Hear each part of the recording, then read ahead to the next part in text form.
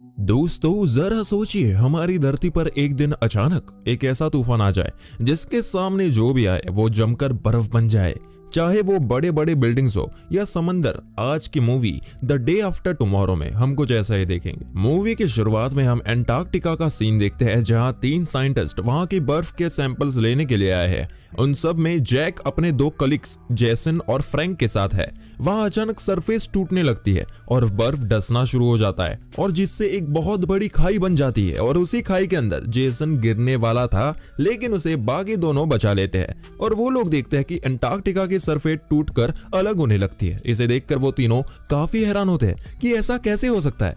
अगले सीन में हम देखते हैं कि दिल्ली में ग्लोबल वार्मिंग के बारे में यूएन कॉन्फ्रेंस होती है, जहां जेक सभी लोगों को आने वाले खतरे के बारे में वार्न करता है। वो कहता है कि ग्लोबल वार्मिंग की वजह से धरती का तापमान काफी बढ़ रहा है, और अगर हमने इसके बारे में कुछ नहीं किया तो आने वाले 100-200 सालों में बड़े बड़े ग्लेशियर्स और हिमालय जैसे पहाड़ पिघलकर समंदर में मिल जाएंगे, जिसके वजह से मौसम में काफी बदलाव होगा और भयंकर तूफान सुनामी आएगा, जिससे हमारी पृथ्वी खत्म हो जाएगी। लेकिन यूएस के वाइस प्रेसिडेंट उसकी बात को इग्नोर करते हुए अपनी इकोनॉमी पर फोकस करने की बात कहते हैं।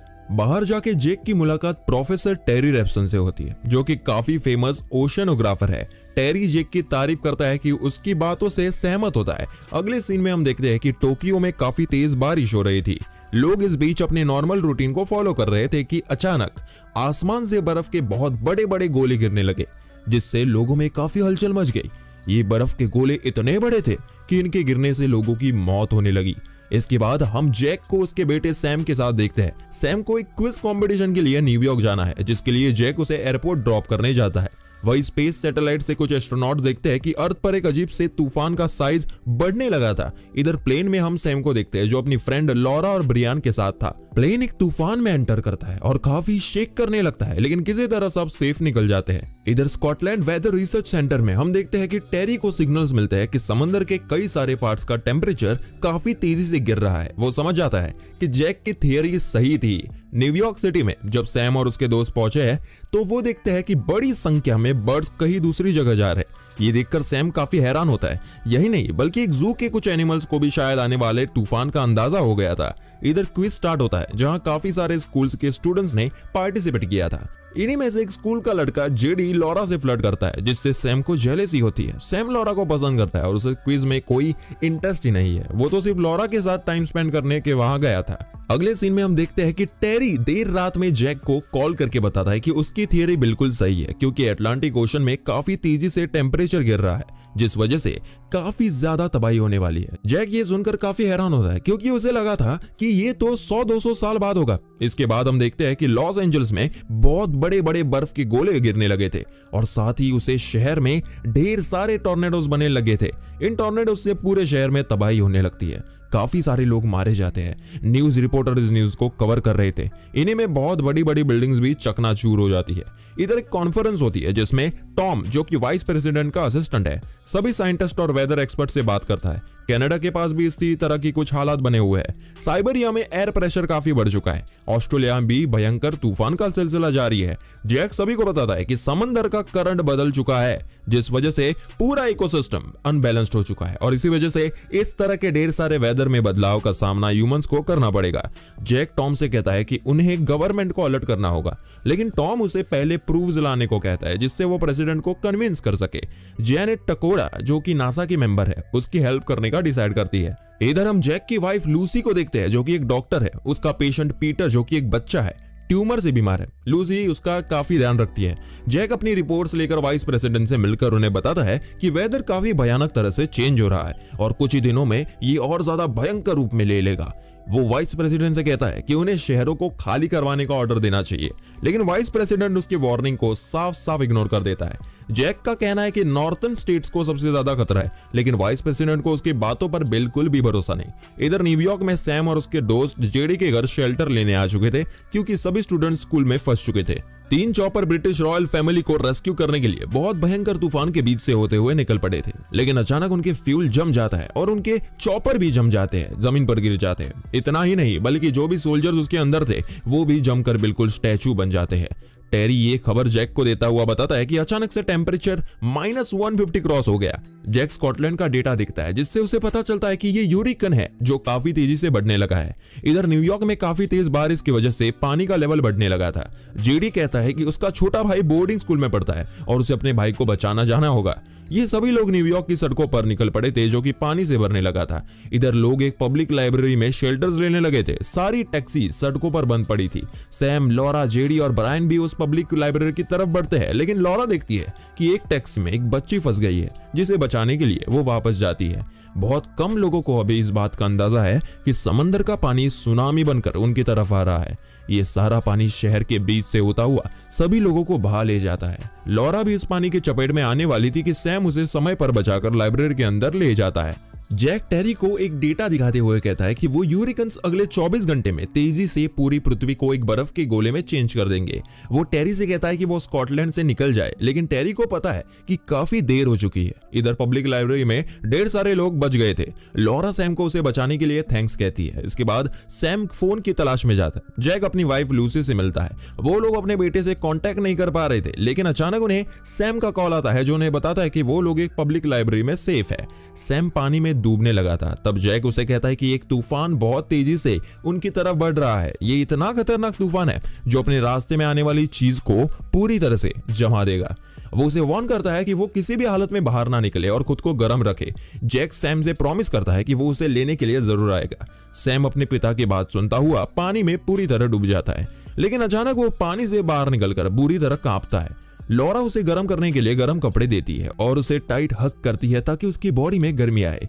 अब बाहर बर्फ पड़ने लगी थी और ये सीन तो बहुत डरा देने वाला था जब एक बहुत बड़ा शिप उनकी लाइब्रेरी की बिल्डिंग के सामने से गुजरता है। सभी लोग ये देखकर हैरान हो जाते हैं। अब जब हालात दोबारा बिगड़ने लगे थे तो जैक को प्रेसिडेंट के द्वारा बुलाया जाता है, जहां जैक एक्सप्लेन करता है कि ये तूफान पूरे नॉर्थर्न हेमिस्फीयर को कवर करके बर्फ में जमा देगा। ये तूफान 8 से 10 दिन तक चलेगा, जिसके बाद धीरे धीरे अर्थ खुद को बैलेंस करने लगेगा। जब जैक से पूछा जाता है कि इस सिचुएशन में क्या करना चाहिए, तो वो कहता है कि लोगों को जितना हो सके साउथ की तरफ भेजा जाए।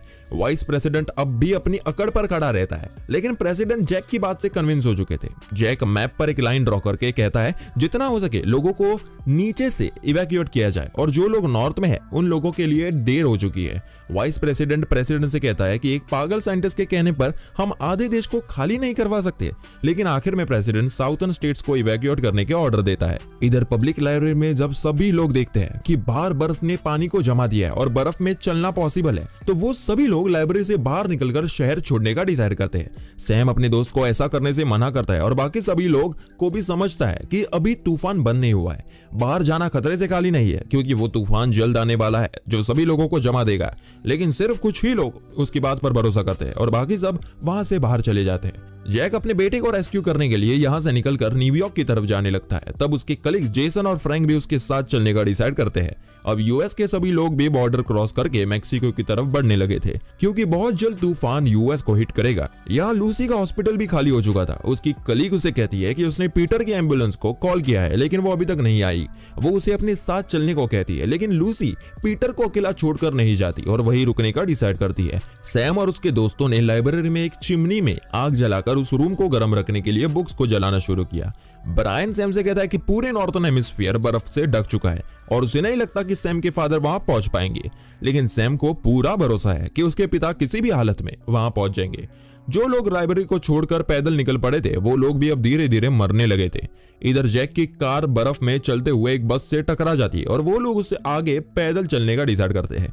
वो लोग चलते हुए आगे बढ़ रहे थे जब जैसन अचानक बर्फ से नीचे गिर जाता है। असल में ये लोग एक मॉल के ऊपर चल रहे थे जिसका कांच टूटने की वजह से जैसन नीचे गिरता है, लेकिन वो तीनों रस्सी से कनेक्टेड थे, इसलिए जैसन गिरता नहीं बल्कि लटका रह जाता है। उसके वेट से बाकी का कांच भी टूटने लगा था, जिस वजह से बाकी दोनों भी सकते थे। इसलिए जैसन फ्रैंक और जैक को बचाने के लिए रस्सी काट देता है और खुद की जान सेक्रीफाइस कर देता है। जैक और फ्रैंक को इस बात का काफी दुख होता है। इधर लूसी जो कि पीटर के पास थी, उसे अचानक बाहर से कुछ आवाज आती है। वो बाहर जाकर देखती है कि उन्हें लेने के लिए एम्बुलेंस और टीम आ चुकी है। लूसी को इस बात से काफी राहत महसूस होती है। उधर सैम देखता है कि लॉरा को काफी तेज बुखार था। वो उसे फाइनली अपनी दिल की बात बता देता है और दोनों के बीच एक खूबसूरत किस होता है। मैक्सिको के रेफ्यूजी कैंप में प्रेसिडेंट के अलावा सब लोग पहुंच चुके थे। उन्हें वहां न्यूज मिलती है कि प्रेसिडेंट जो कि मैक्सिको की तरफ आ रहा था, स्टॉर्म में मारा गया। वही अगले दिन लॉरा की हालत और खराब होने लगी थी। तब सैम को पता चलता है कि जब लॉरा उस समय उस बच्चे को बचाने गई थी तो उसके ऊपर चोट लग गई थी, जिस वजह से उसे इन्फेक्शन हो गया और बुखार की वजह से भी इन्फेक्शन ही है।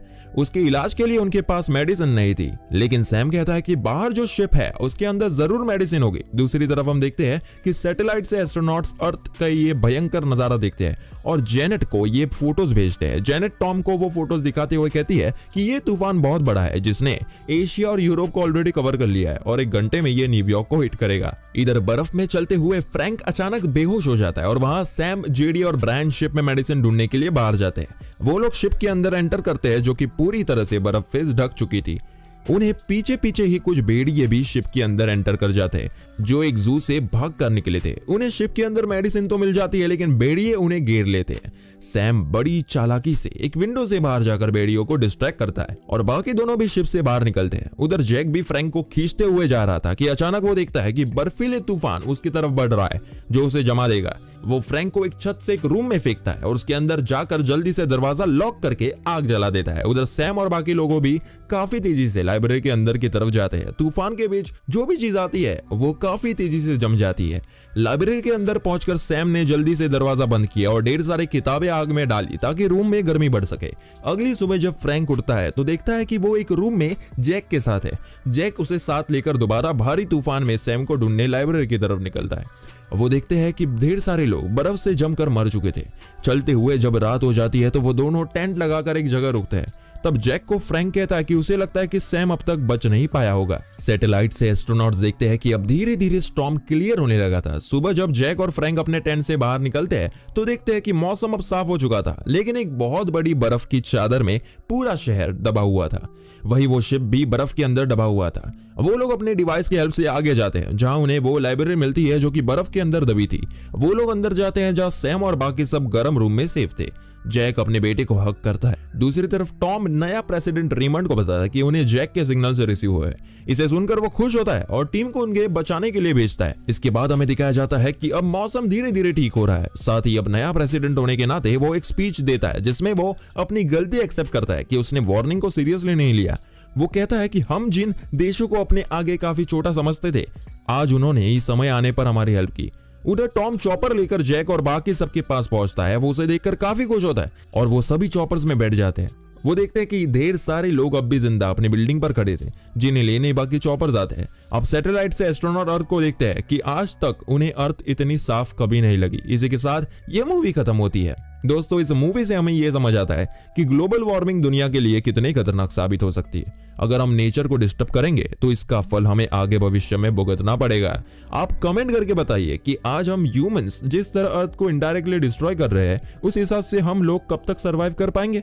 और अगर वीडियो पसंद आया हो तो एक लाइक जरूर करें और इसी तरह से एक्सप्लेनेशन के लिए चैनल को सब्सक्राइब जरूर करें। Thank you.